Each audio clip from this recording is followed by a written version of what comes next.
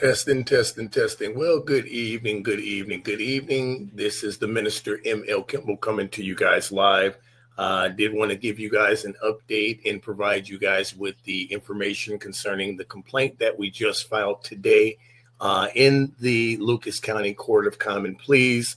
We are waiting for the assignment of a case number as well as a judge to be responsible for the complaint that we have drafted and filed with Lucas County. The reason that we've decided that we're going to file this complaint, this particular complaint,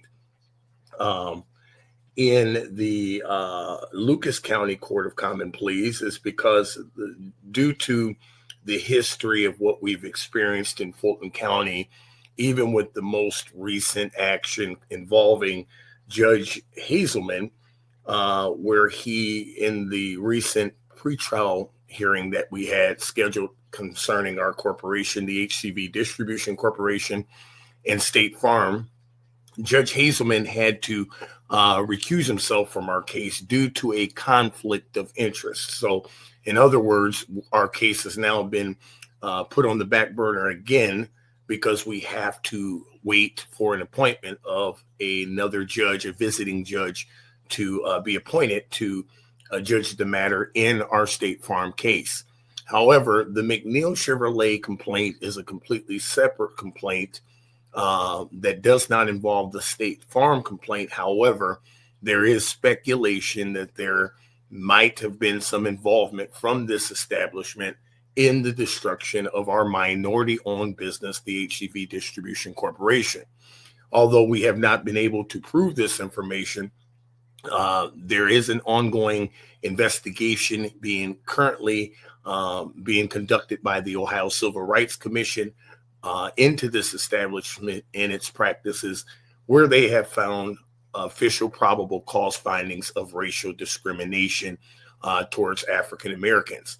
So the reality of this is this complaint was filed not because of the past experiences that I experienced as the former finance manager of this establishment, because due to the statute of limitations, it does limit any claims to be brought to the court concerning employment, limiting it to literally 2 years. I believe it's 2 years after that you can bring a claim. So this complaint is not to file charges because of the mistreatment that I experienced as the finance manager, but it does highlight the most recent actions of the dealership and dealership representatives, which does constitute a completely separate complaint.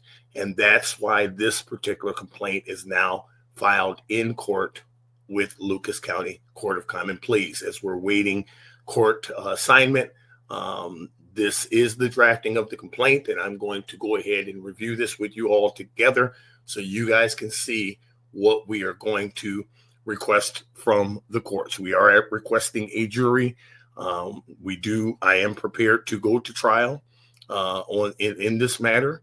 I have the evidence. The reality of it is I can represent myself in this situation because there's no need to add a legal representative to a matter that involves me when I am the one that has the experiences and the evidence of what has happened throughout this entire situation.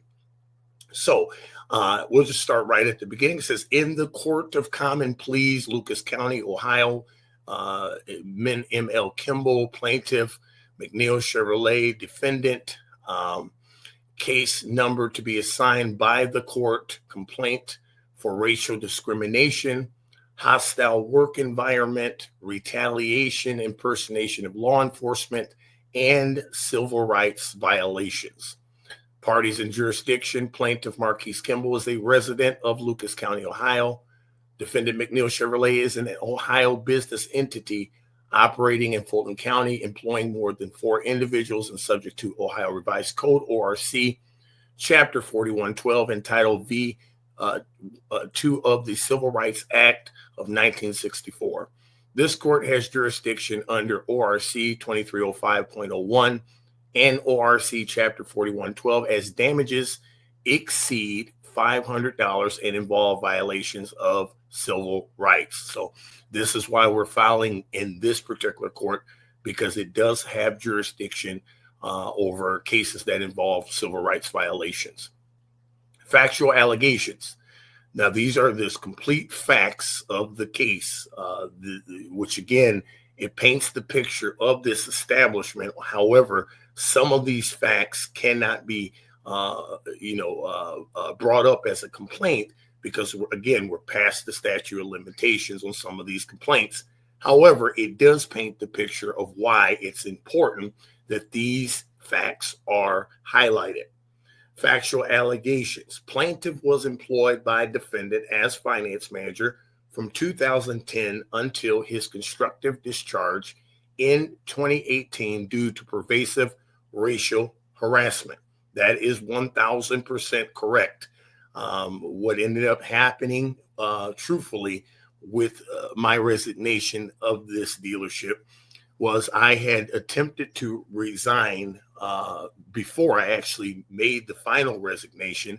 And when I made the announcement that I was going to resign from the position, the dealership did everything in their power to prevent me from doing so. So they promised me all of these different things that they never did, keep. They made these promises to allow me to continue to work my side business, which was a credit restoration company.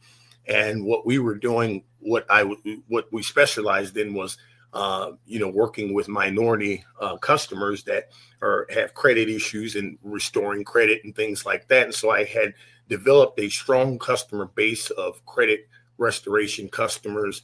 And a lot of those customers would come to me to purchase a vehicle over the years throughout my time at that dealership.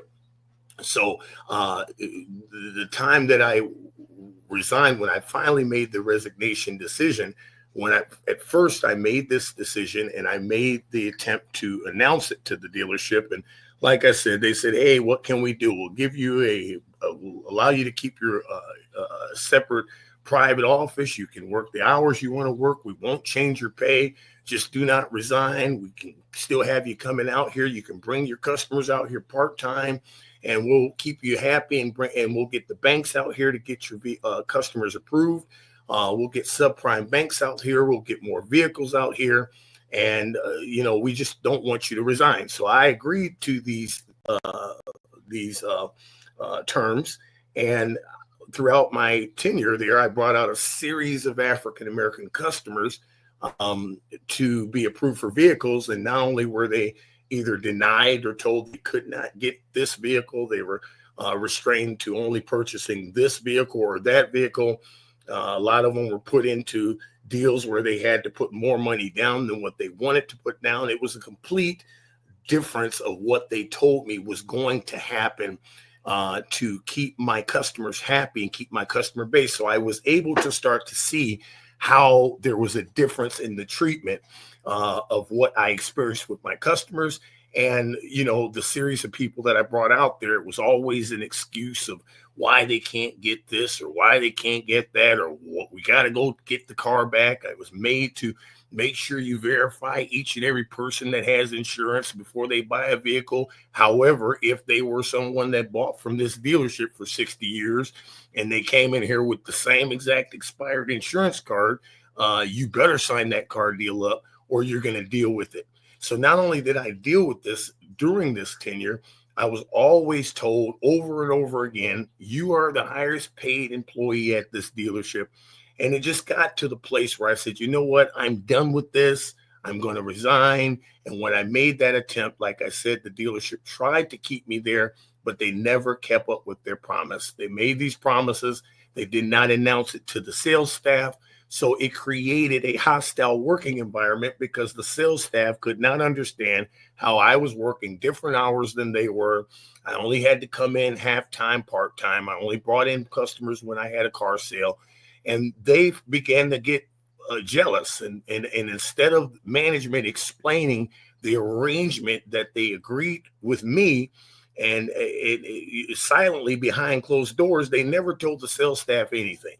And then somehow, some way, it got out to the sales staff that I was still being paid the what I was being paid because of the agreement that the dealership agreed to do.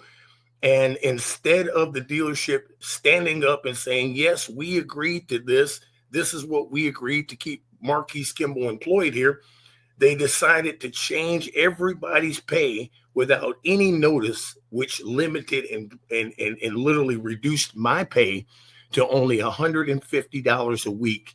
And I suffered that for 6 months to try to attempting to support my family until I just finally had enough and resigned.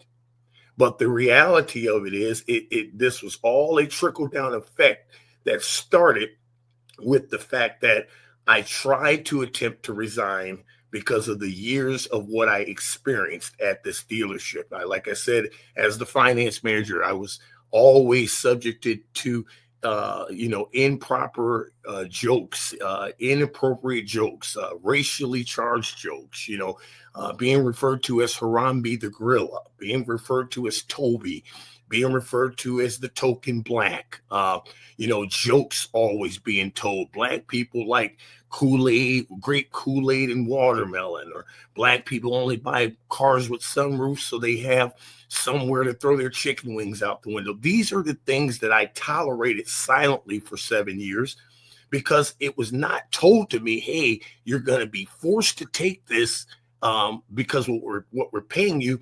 But I was always made to feel like this is the best thing that you've ever had in your life. So do you really want to make noise on it? So I was kind of forced to kind of laugh off the jokes, laugh it off. Even when we had a get together at our home, it was for a birthday party.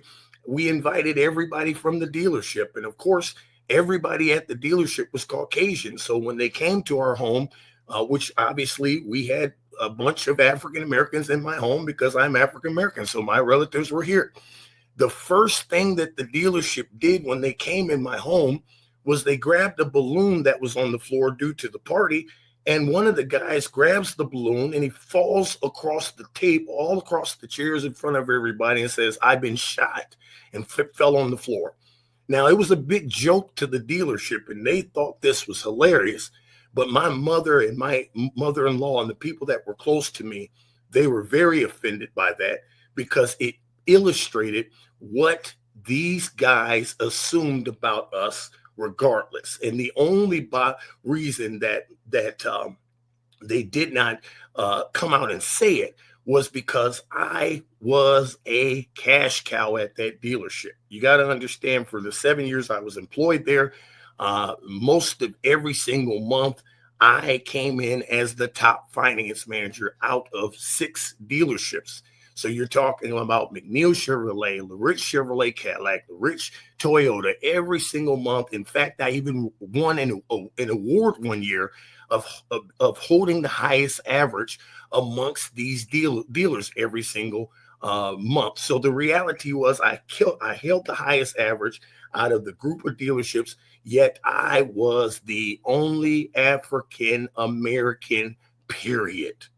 Now, I never experienced any mistreatment by LaRiche Chevrolet Cadillac or his Toyota Cadillac, but because the reason why LaRiche is involved and mentioned here is because LaRiche at that time was majority owner of McNeill Chevrolet. So at the end of the day, his operations were not in Swanton, but he signed our paychecks. And although he was not day to day who I reported to, John LaRiche had some say over what happened at that dealership. This is why we're mentioning LaRiche Chevrolet Cadillac in this complaint. So that's the semi what of the backstory is here.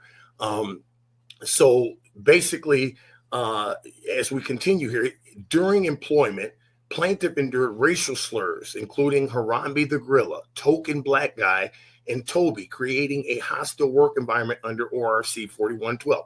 These are facts. This is not made up. And the reason that I'm bringing this complaint is because I truly hope that these guys want to go to trial with me. I truly hope that these guys want to get on the stand and literally sit there and try to deny that this behavior was not only went on, but was excused. I can specifically remember certain people, which I will not name in this particular video, that literally referred to me as Harambe the Gorilla. Now, understand at that time, I was the finance manager. If you look at the rank of any dealership that has a finance manager, the finance manager is usually on the same rank as your sales managers, your new car managers. The executive management team of the dealership includes the finance manager. Why? Because every single dollar that the dealership makes comes through the finance office. So the reality is, even people that were beneath me, my subordinates, my salesmen, were able to get away with these type of jokes towards me because this was the environment. Now, once again, this complaint is not because of these instances, but it paints the picture as to what happened during my employment, which led up to the most recent actions concerning this dealership, which we will get into as we continue. Defendant failed to address plaintiff's complaints, leading to his resignation and financial harm. That's correct. Once again, my very first week of being employed at this dealership, I had to suffer an inappropriate, racially charged joke in front of the entire lunch staff that literally resulted in the person that made the joke being disciplined or reprimanded, so they say. And it was supposedly a write-up put into this guy's file documenting my very first week and what I experienced at this dealership. The very first week of employment there was an inappropriate joke that was said during lunch in the conference room that was excused. And it wasn't until I made a stink about it and continued to press the issue to where it was then brought to Human Resources, Linda Lee's office, and the person that made the joke did receive a write-up that was supposedly on file with the dealership. Now, that was the only time there was any consequence for this behavior, although it constantly went on throughout the 7 years. I'm telling you, jokes about Afro Sheen, jokes about cocoa butter. I mean, just every single day, whether it was somebody from management, somebody from sales, or it was just customers from the dealership, people that had come in for years, that I just took this behavior. Because when you take a person that did not have a college degree in his late 20s, trying to do better for his family, and you give him a position where he's making over $100,000 a year, you give him a free car to drive, then realistically, that afforded my family a different life. It allowed my family to experience things that a lot of people that I grew up with never got to experience. So it put me in a position where you just kind of just take it, even though it burned me up every single day. There are people, friends and family that can verify the times I get off of work at that dealership and they would just say to me, I don't know how you can tolerate it. How you put up with it is beyond me. But the reality was, I wanted my children to be raised in a decent home, in a different area, decent schools. And the reality was, I said, hey, it's not that big of a deal. I just kind of brushed the stuff off. But the reality of it is, you have to always remember, it doesn't matter who's paying you, how much they're paying you, who cares what they're paying you. Does not give them the right to mistreat you and violate the law because they're paying you a paycheck. Once again, this dealership gave me nothing. They only guaranteed me a $20,000 per year draw. Let me explain that to you guys that don't understand. What that means is every single Friday, they gave me an advance on my pay, which was about $500 every single week. And then every single month, when we received our pay from our performance, I had to pay that back. So they did not give me anything. I earned six figures a year because I exceeded the goals that they gave me every single time, which allowed me to earn a substantial income.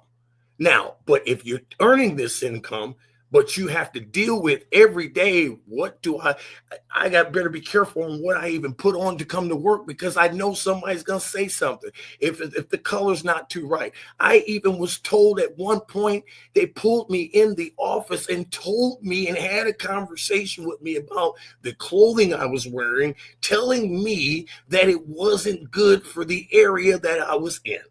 Now, I don't know where in the law it's okay for your employer to dictate your clothing if it's not in violation of the dress code. However, this was the way they made me feel, so I had to wear a certain hat for 7 years until I just could not take it anymore. So this led to his resignation and financial harm. In 2021, plaintiff co-founded the HCV Distribution Corporation in Swanton, Ohio. And on January 17, 2022, the business was burglarized. Law enforcement, specifically Swanton Police Department, delayed the response by over an hour, exacerbating losses. Let me break that down and expound on that a little bit more. Our store alarms alarmed and alerted the Swanton Police Department at 6:32 a.m. that there was a disturbance occurring at our business. Their office was located 0.2 miles from our former business. Explain to me why they did not respond until over an hour after being notified. That's where the scam actually starts and begins, because the reality of it is I reside 20 miles from the business, yet they were notified the moment there was a disturbance at our business, but then they decided to investigate me wrongfully, interrogate me wrongfully, obtain my fingerprints wrongfully, and then wrongfully accuse me for insurance fraud and spread this information around to the public. Went around Swanton that I was up to some no good trying to run an insurance scam all throughout the town. And it started with the Swanton Police Department. But they refused to tell the public that, wait a second, our chief notified us at 6:32 a.m. that right around the corner from our law enforcement agency, there's an alarm going off at a business that's predominantly, first of all, a only minority-owned business in the city. Secondly, it's right around the corner, across the street from the mayor, next door to Tano's Pizza.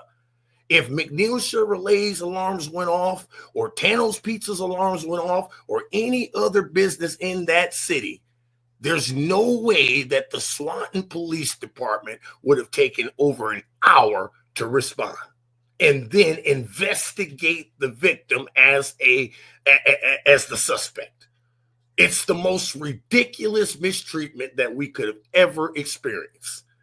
They neglected our business and then mistreated me like I was some kind of a criminal, despite the fact I've never been in trouble in my life, and I currently am an active, official sworn notary for Lucas County. You can't be a notary with a background.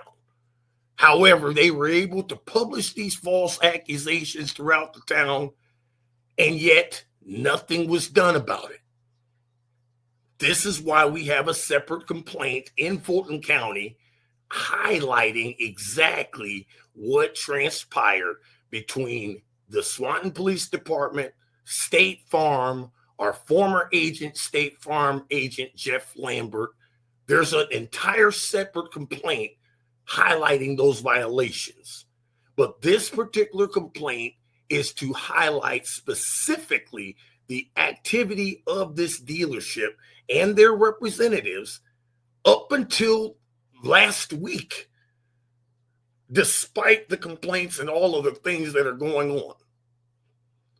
During the investigation conducted by State Farm, defendant's representative, Jason Koss, impersonated law enforcement and was monitoring my social media platforms. We recorded documented evidence of this guy going to my personal social TikTok platform that had 5,000 followers at one point to we now have had to close that down out of safety reasons, because what the hell is my former employer, my former direct boss, consistently monitoring my personal social media platforms? This is an invasion of privacy and a violation of law. And then, like I said, we are no longer connected on a professional level. So you would have no reason to be going to my personal social media platforms habitually unless there was some other motive behind it. So not only did this guy attempt or contact me impersonating the Swanton Police Department, which we have on recording, literally identifies and says that he's from the Swanton Police Department. Now, I wouldn't have ever brought up my former past treatment of what I went through with this dealership had they never tried to contact me impersonating the Swanton Police Department. Because now it brings question as to why nobody was investigated or questioned at this dealership by State Farm. You're conducting an investigation, then you should have damn well contacted my former employer for 7 years and questioned or got a character witness or anything. They did not even attempt to contact McNeill Chevrolet whatsoever, which is another part of the complaint concerning State Farm. Okay, but during this investigation, Mr. Koss contacted me impersonating the same exact law enforcement agency that mistreated me. Now, understand that the complaints that were filed with the Swanton Police Department against the Swanton Police Department were filed directly with the Swanton mayor. I have direct inbox conversations between me and the mayor, Swanton Mayor Neil Tope, literally highlighting what his officers did to me. And his response of a promise that he gave me was he would get another law enforcement agency involved to help investigate our case. And as soon as we retained legal representation, they decided to drop the case without any further investigations or suspects. You want to explain that to me? What happened to the extra investigation, Mr. Mayor, that you promised? It never happened. That's why we got to hold these elected officials accountable. What are you coming into the office for if you can't even stand up and defend a business that you know was destroyed in your town? How do we have a grand opening, cutting a ribbon with the mayor in right downtown one moment, and then the next moment something happens and nobody stands up and defends us? For 2 years, we've had to fight it. 2 years. And now the judge had to sign off again. Why? Because of a conflict of interest, the same conflict of interest that he had 2 years ago. Why did it take until April for the judge to finally say, I shouldn't be judging this case? This is why this complaint is going to be heard in Lucas County. Why? Because the phone call made where the representative of McNeill's made impersonating law enforcement, that was made to me in Lucas County. So we're done playing the game in Fulton County. This matter will be heard in Lucas County. Too many people in Fulton County know each other. Oh, we're golfing buddies. Oh, you're over in my son-in-law's backyard for a barbecue. I'm sick of that. We need a fair case, and we need a fair opportunity, a fair trial. And I am seeking a trial. I don't want these scams had plenty of opportunities to settle this matter, and they just chose to ignore it. So now let's bring it to the public. Let's go to trial, because I promise you, I will not waste the court's time. I can support every single piece of this complaint that is alleged. None of this is made up. And the dealership's representatives know this. Mr. Koss threatened to sever business ties if Mr. Kimble plaintiff pursued legal action. That is 1,000% yet again another factual fact that happened that nobody even took a look at or questioned. I received a phone call from Mr. Koss saying, I'm hearing through the grapevine, through the city, that you're planning on suing the Swanton Police Department. Now, at this time, I hadn't even thought about doing this, or there wasn't even any thoughts about this. However, when I said to him, no, I hadn't, then his response to me was, if I was planning on going to go after the Swanton Police Department, the dealership would have to disassociate themselves with me.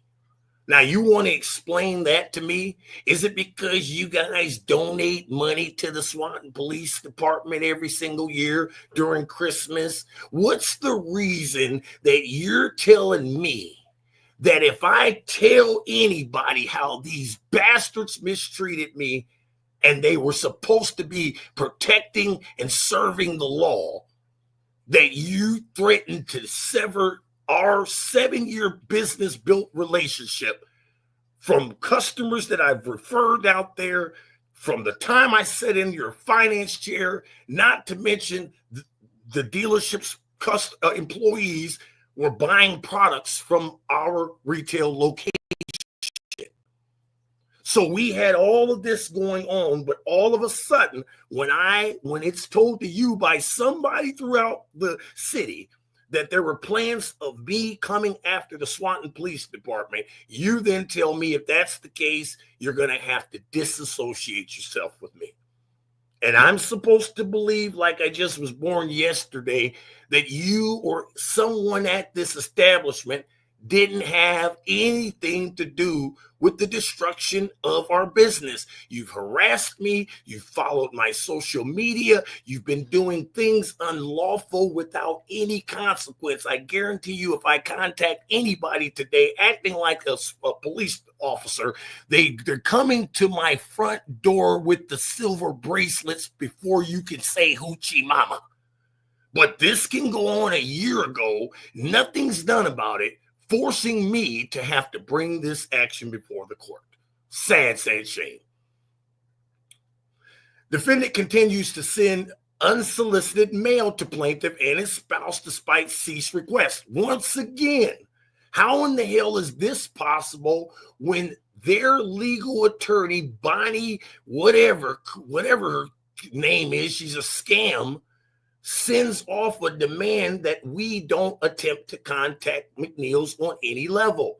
We've honored that, yet these scams have tried to send direct mail to my home addressed directly to me and my spouse, on top of contacting me impersonating the Swanton Police Department, on top of watching and following my personal social media platforms, on top of our past dealings with how I was treated during my tenure as their finance manager.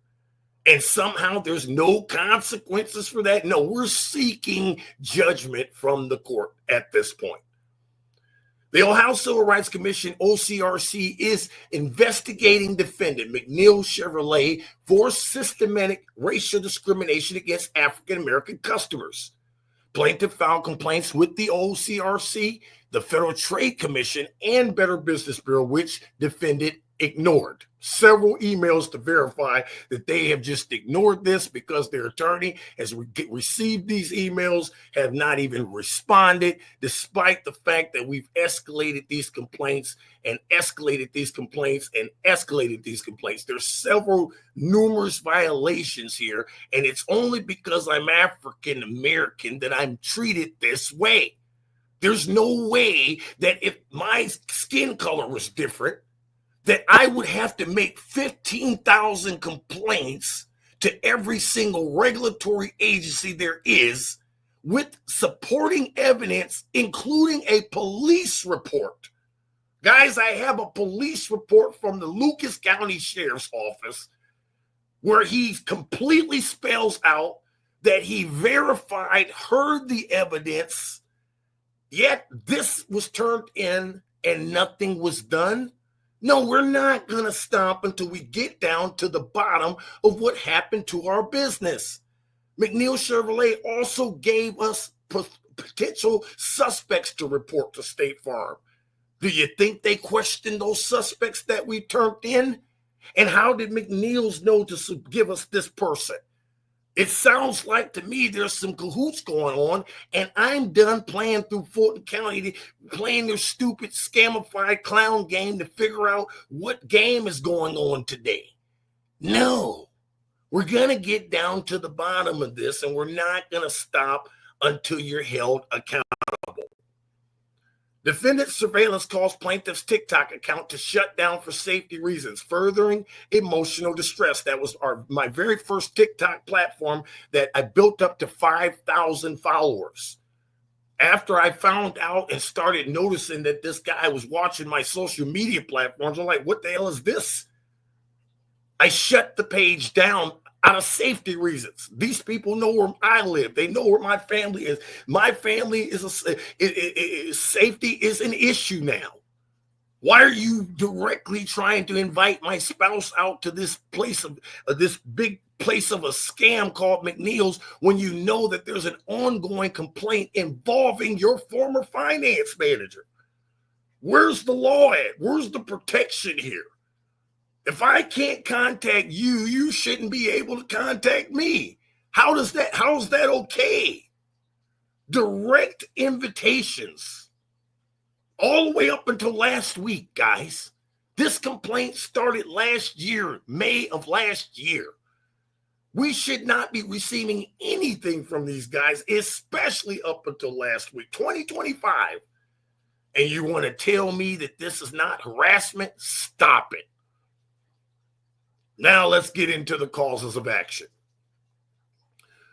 Causes of action. Let's start there. First of all, why is this thing freezing up on me? All right. Let's see here. Cause of action. Count 1, racial discrimination and hostile work environment. Defendant created a hostile work environment through severe and pervasive racial harassments, failing to take corrective action. You guys don't believe me? Listen, I have a birthday card that these guys gave me for my birthday. You know that I'm African American. So why would they go and give me a birthday card with a little black boy on the front of the card in front of a 1956 Chevy? You're going to say, oh, it's just a birthday card. It's nice. No, it's a problem because every single individual at that establishment that signed that birthday card was of Caucasian descent. So it clearly paints the picture of what I went through during my tenure as the finance manager of this dealership. Defendant's conduct constitutes unlawful discrimination under ORC 4112. Count 2, retaliation. Defendant retaliated against plaintiff for opposing discriminatory practices by threatening businesses' association and surveilling social media. We talked about this. I was literally told by this representative that if I reported what happened to me by the Swanton Police Department or proceeded after them legally, that the dealership would have to disassociate themselves with me. Impersonation of law enforcement. Mr. Koss impersonated law enforcement to intimidate plaintiff, a misdemeanor of the first degree. Count 4, defendant interfered with the plaintiff's right to contract freely, discriminatory customer loan practices, and post-employment harassment. Based upon all of this crap, I can't get back in the auto industry at all because of the stain of this complaint. No dealership wants to deal with me, regardless of my history, my past, what my skill sets are, because they're too afraid because of this nasty stain that's out in the public because of McNeill's. Count 4, civil rights violations. Defendant interfered with his plaintiff's rights. So we've covered that. Damages and relief sought. Plaintiff seeks compensatory damages exceeding $500,000 for lost income, emotional distress, and reputational harm. Punitive damages for willful and malicious conduct. Injunction of relief enjoining defendant from discriminatory practices and harassment. Attorney's fees and costs under ORC 41-1205. Prayer for relief, wherefore plaintiff requests judgment for compensatory and punitive damages, injunctive relief mandating anti-discrimination training and policy revisions, attorney's fees, costs, and any other further relief deemed just. Certificate of service, legal basis, hostile work environment claims requiring showing severe pervasive conduct altering employment conditions. Retaliation under ORC 41-1202 applies to post-employment actions. Impersonation statutes criminalize false law enforcement representation to facilitate intimidation. Jurisdiction is proper in Lucas County. Common pleas for claims exceeding $500, supporting evidence, witness testimony, emails, OCR/RC filings, police reports documenting impersonation, disparate loan approval data for African-American customers, and social media logs showing defendants improper surveillance. So once again, guys, this once upon a time, small, minute situation has now escalated to a major situation, and we are going to seek judgment. These guys got away with how they mistreated me during my employment. They got away with all the things that they did, but they're not going to get away with how they've been, their recent actions and all the things that they've done. There's heavy suspicion that they were involved with the destruction of our business, although this has not been proven. What has been proven is the complete racial discriminatory practices, racial discrimination that this dealership participates in towards anybody that's African American.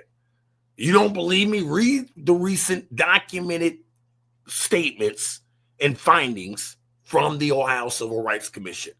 They don't come with probable cause without a legitimate reason. So I inform you, African Americans, do not support this dealership. Do not patronize this dealership, because behind your back, they're not doing anything but insulting you. This highlights the details of the complaint. I will keep you guys in tune as soon as we get an official case number. But now the heat's on. The chickens are coming home to roost. The games are over. And this has been your episode of Word on the Street Talk TV. I am your host, the Minister, M L Kimble. Until next time, be blessed on purpose.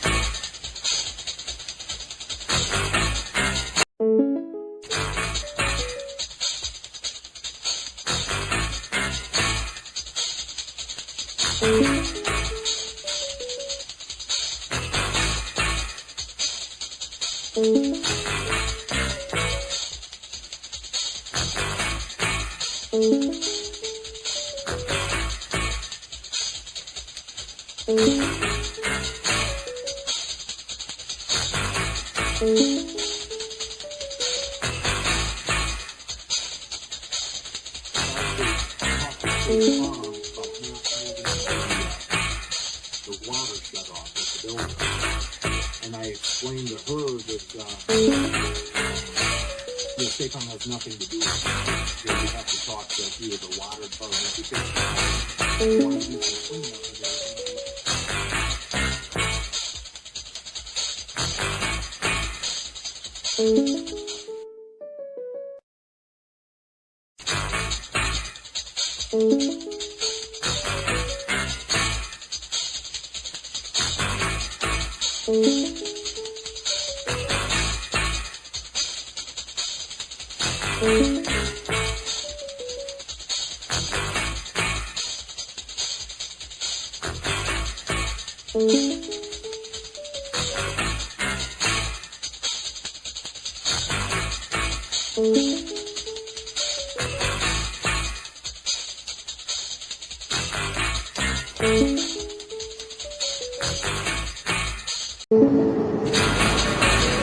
State Farm under fire for numerous violations of civil rights, privacy violations, breach of contract, bad faith practices, discriminatory practices. Don't trust State Farm.